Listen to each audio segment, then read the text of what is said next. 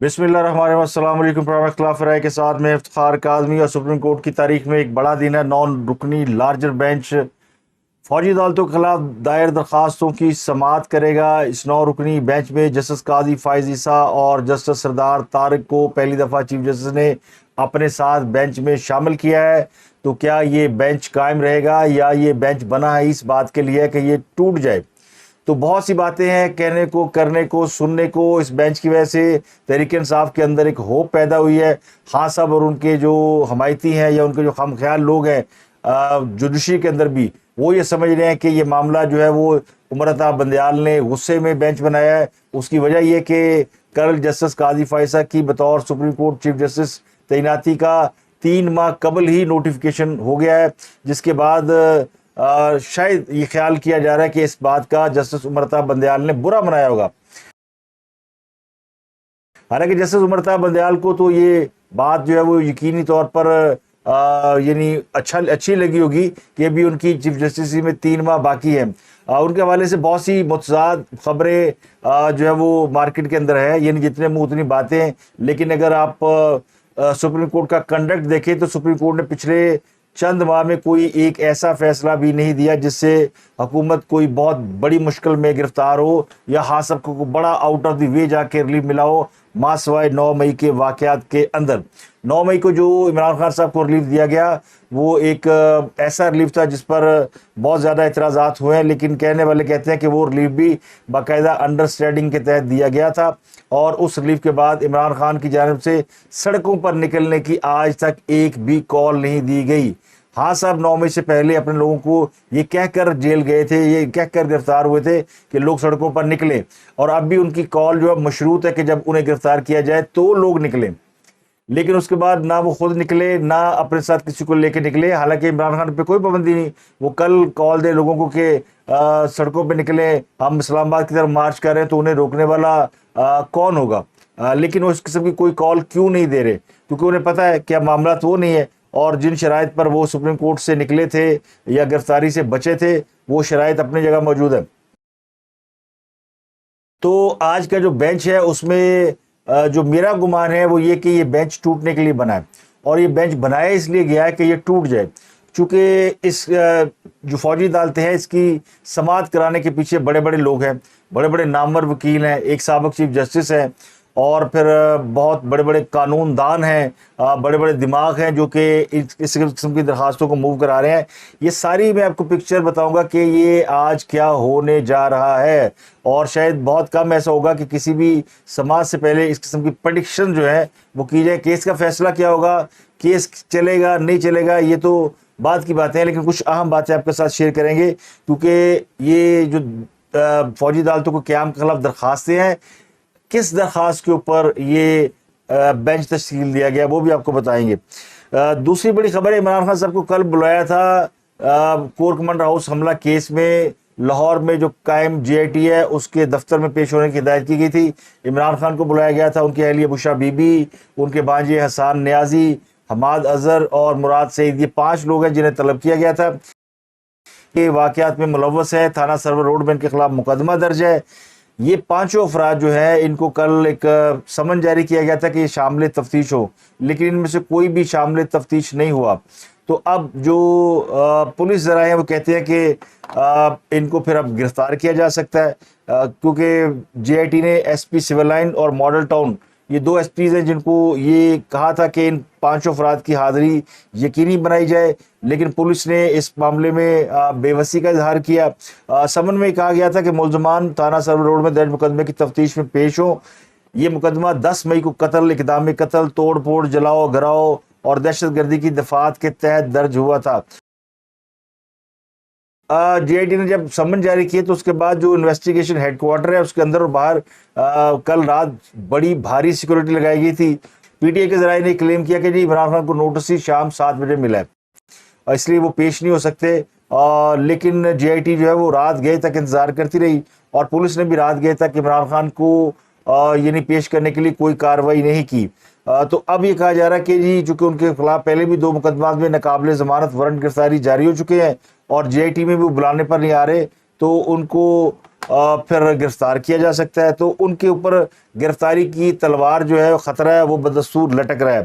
اس کے علاوہ people party جو ہے وہ بہت زیادہ اگریسو پالیٹکس کر رہی ہے, اور جو میں نے آپ کو ایک ویلاگ میں بتایا تھا کہ انہوں نے یہ ایگزیوم کر لیا ہے, یا ان کو یہ یقین ہے کہ اگلا جو اقتدار کا سنگھاسن ہے وہ ان کے نصیب میں ہے. بلاول بھٹو نے بھی کل اس بات کا اعلان کیا کہ پیپل پارٹی کے لیے بہت اچھا وقت آنے والا ہے, اور قمر الزما قاہرہ تو کھل کے کہہ رہے ہیں کہ بلاول بھٹو اگلے وزیر اعظم ہوں گے. تو یہاں تک تو ٹھیک ہے کہ ہر جماعت کی خواہش ہوتی ہے, ہر جماعت اپنی ہوا بناتی ہے, تو پیپل پارٹی بھی اپنی ہوا بنا رہی ہے, اس پہ کوئی مذائقہ نہیں ہے. لیکن پیپل پارٹی جس قسم کے حرب اتحاد سے نکلنے کے لیے استعمال کر رہی ہے وہ یقیناً ان کے گلے پڑیں گے, کیونکہ وہ حربے ایسے ہیں جو کہ یعنی وہ کہتے ہیں نا کوئی ایسا بہانہ کرے کہ جس کا کوئی لاجک بھی ہو, تو ان کے پاس کوئی ایسا بہانہ نہیں ہے. پہلے انہوں نے سیلاب فنڈ متاثرین کے نام جو فنڈ ہے اس کے اوپر پھٹا ڈالنے کی کوشش کی, لڑائی کرنے کی کوشش کی. پھر چیئرمین پی سی بی کے معاملے میں انہوں نے تنازع کھڑا کر دیا, اس میں بھی نجم سیٹھی پیچھے ہٹ گئے, اور سیلاب متاثرین کے فنڈ کے معاملے میں بھی وفاقی حکومت سرنڈر کر گئی, انہوں نے کہا جی ہم فنڈ دے دیتے ہیں, لڑائی معاف کرو. اب انہوں نے ایک اور مطالبہ کر دیا, وہ کہتے ہیں جی آئی جی پنجاب کو ہٹائیں, یہ جو آئی جی پنجاب ہیں ان کو ہٹایا جائے, عثمان انور صاحب ان کو تبدیل کیا جائے. اس کی کیا وجہ ہے؟ آئی جی پنجاب میں ٹھیک کام کر رہے ہیں, اور پاکستان میں بلکہ پنجاب میں بڑے عرصے بعد ایک پڑھا لکھا آئی جی ہمیں نظر آتا ہے, جس کو بات کرنے کی تمیز بھی ہے, اور جو کہ بات سننے کا حوصلہ بھی رکھتا ہے. نہ وہ اگریسو ہے, نہ وہ ہر جگہ پہ اپنی چونچ مارتا ہے. تو کیوں ان کے اوپر کیا ایسا کام ان سے کہا گیا جو کہ انہوں نے نہیں کیا پنجاب کے اندر؟ شاید وہ پنجاب میں چونکہ نگران حکومت بھی پیپل پارٹی کی ہی ایک برانچ ہے, انہی کی فرنچائز ہے. پنجاب کے جو وزیر اعلیٰ محسن نقوی ہے بنیادی طور پہ تو وہ آصف علی زرداری صاحب کے مارکیٹنگ افسر رہے ہیں, اور اب بھی انہی کے لیے کام کرتے ہیں. تو شاید وزیر اعلیٰ پنجاب ان سے خوش نہیں ہے, اور وہ جو چاہتے ہیں پنجاب میں فیلڈنگ سیٹ کرنی الیکشن سے پہلے, اس میں آئی جی انہیں رکاوٹ نظر آ رہے ہیں, یا وہ اپنا کوئی نیا آئی جی لا کر وہ اپنے جو بھی ان کے مشنز ہیں, گول ہے پولیٹیکل, وہ پورا کرنا چاہتے ہیں. تو اب ایک یہ تیسرا یعنی مطالبہ کر دیا کہ جس کو ہٹایا جائے. تو یہ پیپل پارٹی نکلنے کے لیے جو بہانے تلاش کر رہی ہے, وہ بہانے پھر ظاہر ہے اس سے پکچر خراب کریٹ ہوگی. مسلم لیگ نون کا تو بالکل سیدھا سادہ ہے کہ انہوں نے آ بیل مجھے مار حکومت اپنے گلے میں ڈالی, اور بدنامی کا توق بھی گلے میں ڈالا, لیکن پاکستان کو اس کرائسس سے نکال لیا.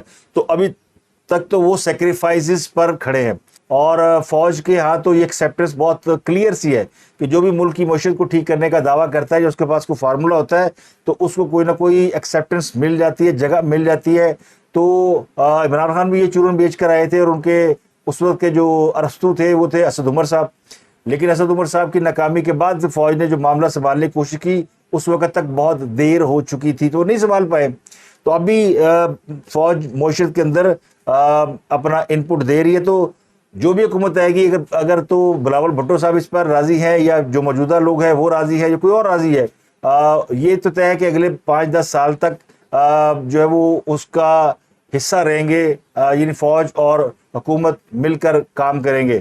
عمران خان صاحب اس کا حصہ نہیں ہوں گے. یہ بات تو ابھی تک یعنی اب آج تک کی تاریخ میں یہ سب کے سامنے آ چکی ہے. اچھا وقت آنے والا ہے, تو اچھا وقت تو سب کا ہی اللہ کرے آئے. اب خان صاحب نے کل بیٹھ کے ایک بار پھر وہاں پہ یعنی اپنا رونا رویا, وہ آپ کو بتاتے ہیں. لیکن پرویز خٹک صاحب کو نوٹس جاری کر دیا ہے پی ٹی آئی نے. پرویز خٹک صاحب کے بارے میں اطلاعات یہ کہ وہ خیبر پختونخوا کے جتنے اراکین اسمبلی ہیں قومی یا صوبائی, وہ مل کے ایک نیا دھڑا بنا رہے ہیں, اور اس کو وہ خود لیڈ کریں گے. وہ استحکام پاکستان پارٹی کے ساتھ نہیں جا رہے, اور انہوں نے اناؤنس کیا ہوا کہ وہ اپنا ایک پریشر گروپ بنائیں گے, اور خیبر پختونخوا کی جو ڈومین ہے اس کے اندر وہ کنٹیسٹ کریں گے, چاہے وہ پی ٹی آئی ان کے مقابلے میں ہو, چاہے ان کے مقابلے میں جے یو آئی یو کی اور جماعت ہو. اور پرویز خٹک صاحب جو ہے وہ ان فیوچر اس دھڑے کو پیپل پارٹی کے ساتھ الائنس کر سکتے ہیں.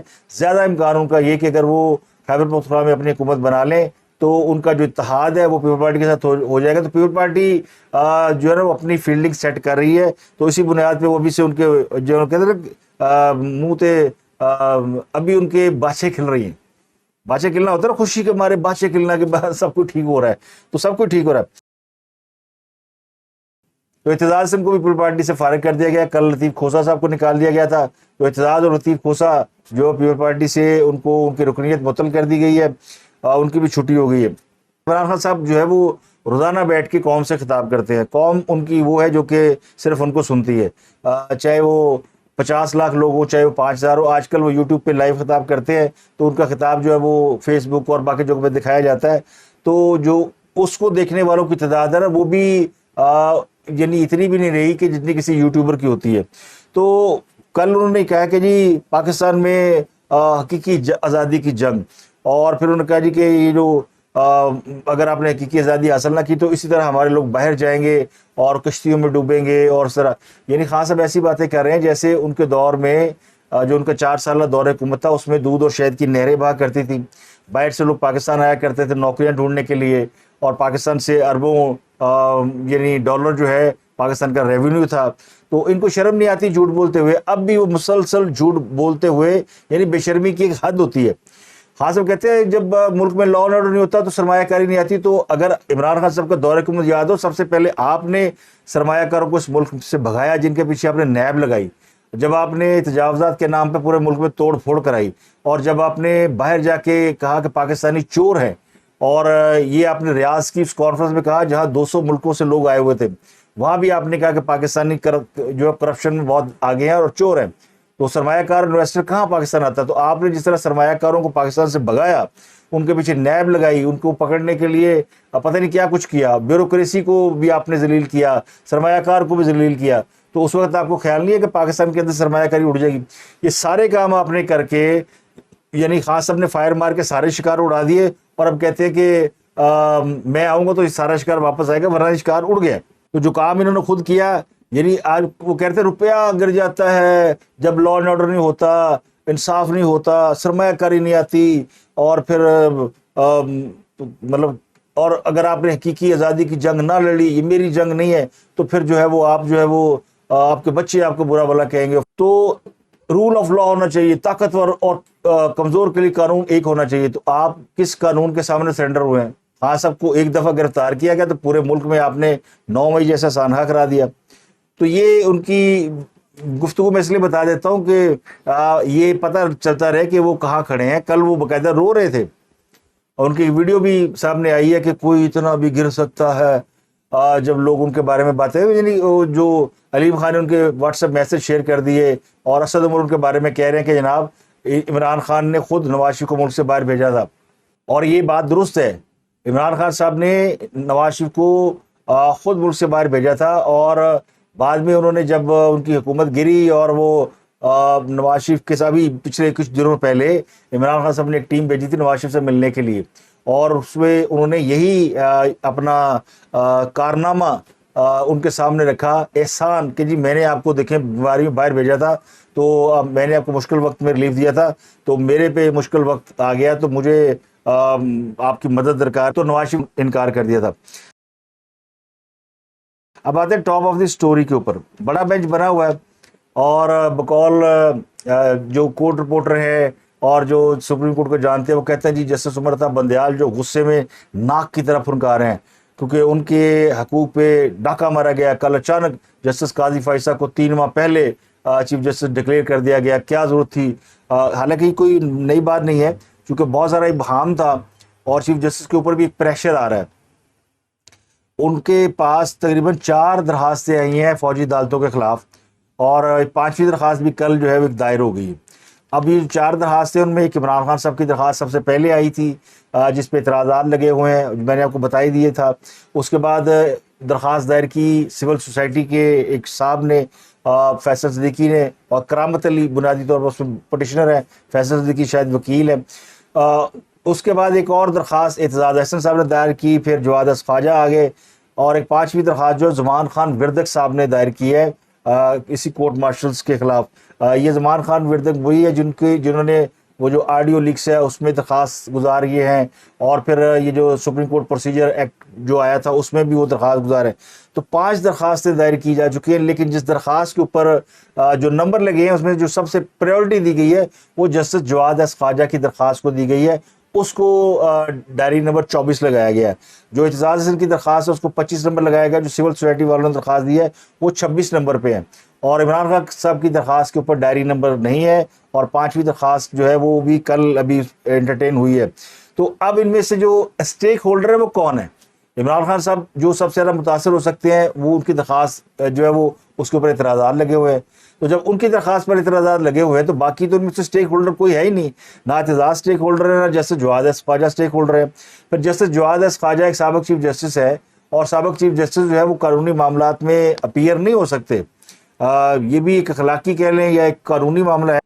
کل اس پہ عرفان قادر صاحب نے گفتگو کی ہے اور انہوں نے بتایا کہ یہ جو بینچ بنا ہے، ایک تو یہ بینچ جو ہے وہ زیادہ تر ہم خیال جج شامل ہے، اور دوسرا انہوں نے بتایا کہ یہ جسٹس جواد ایس خواجہ اس میں فریق نہیں بن سکتے.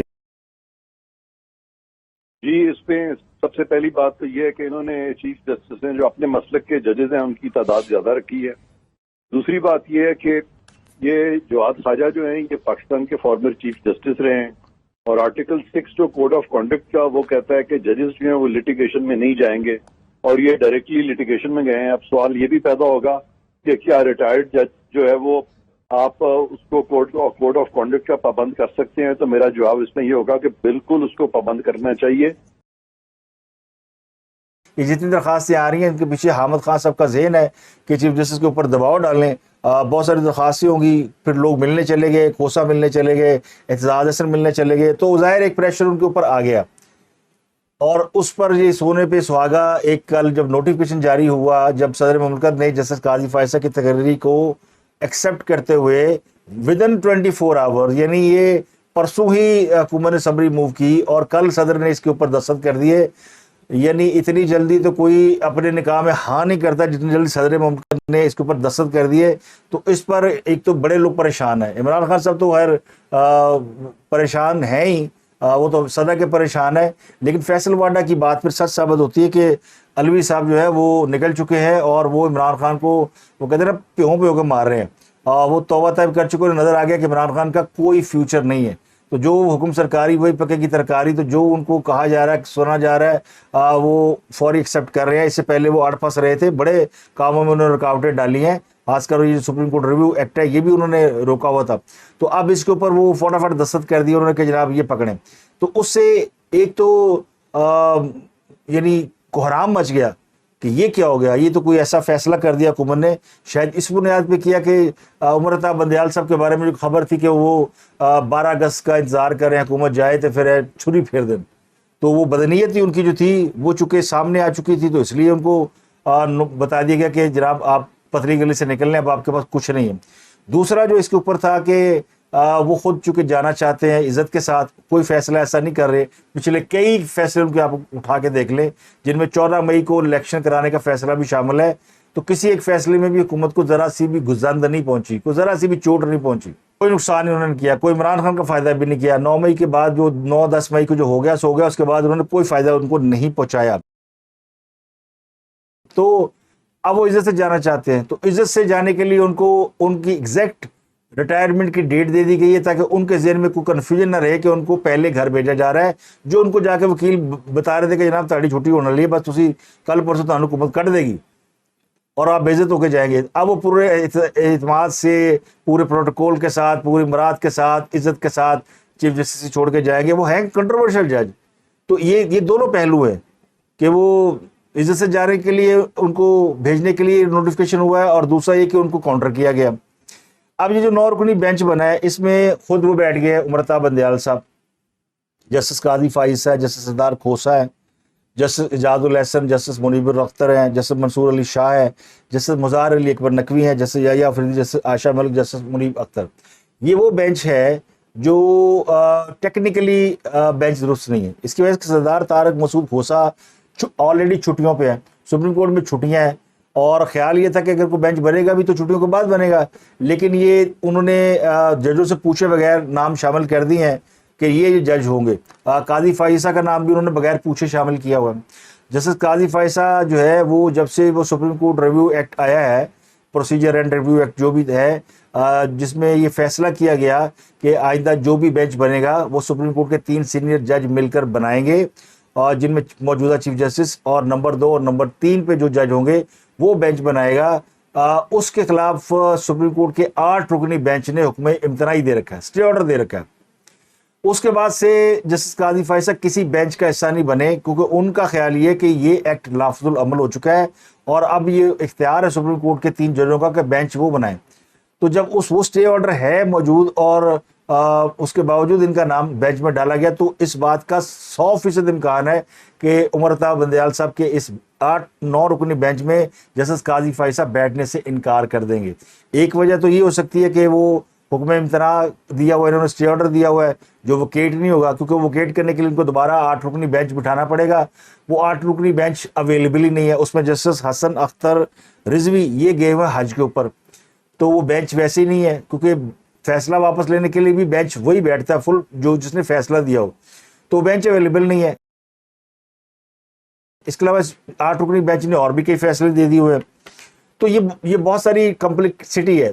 तो एक तो जब स्टे ऑर्डर है तो जस्टिस काजी फैसल नहीं बैठेंगे।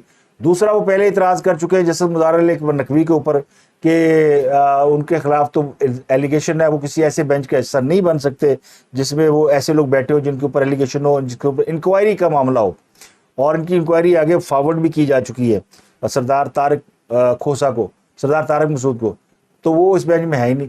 तो बज़ाहिर आज 11:15 बजे ये समाअत होगी, ये एक खबर है। और जो मेरा तजिया है वो ये कहता है कि ये बेंच आगे नहीं बढ़ेगा, इन्हें कोई और बेंच बनाना पड़ेगा। जस्टिस काजी फैसल उसमें से निकल सकते हैं, जस्टिस सरदार तारक भी निकल सकते हैं, और पीछे 7 रुकनी बेंच रह जाएगा जिसमें जस्टिस मंसूर वाहद वो होंगे जो कि इमरानदार जज नहीं है। तो फिर वो इस बेंच में उनका बैठने का कोई मुझे नहीं लगता कि वो कोई इनपुट दे पाएंगे या बैठ सकेंगे या नहीं बैठ सकेंगे। तो ये बेंच बार बार बनेगा, बार बार टूटेगा, मुझे ये लगता है। तो इसमें काफ़ी टाइम जाएगा। ये बेंच अचानक जो बना है ना, इसके पीछे जो मेरा नज़रिया वो ये है कि ये उस वक्त बना है जब कल इमरान खान को लाहौर में GIT ने समन किया कोर कमांडर हाउस केस के अंदर। तो उनको समझ आ गई कि फौजी अदालतों में उनका ट्रायल शुरू होने वाला है, उनको बुलाया जाएगा, अरेस्ट किया जाएगा और अगले दिन इनको डिमांड कर लिया जाएगा फौजी अदालत में। तो इन्होंने फ़ौरन जो अपने टलियाँ खड़काई कि जनाब वो करो करो करो, भजो दौड़ो भजो नसो। तो वो दौड़ भाग में जो है वो फिर प्रेशर डाल के चीफ जस्टिस से उन्होंने बेंच बनवा लिया। उन्होंने वो बेंच बनाया कि ठीक है जनाब, इत्माम हुज्जत ये बड़ा बेंच करा लो समाअत, 9 रुकनी बेंच से बैठा लें जस्टिस काजी फैसल को। नहीं बैठेगा बेंच टूटेगा, फिर नया बेंच बनेगा। हो सकता है आज ही बन जाए, आज भी बन सकता है बेंच, फ़ौरन बना दें। ओके जी, बंदे 2 चले गए हैं तो 7 रुकनी बेंच समाअत करेगा, 3 चले गए हैं तो 6 रुकनी करेगा। इस बेंच में ज़्यादातर वो लोग हैं जो कि यानी हम ख्याल लोग हैं।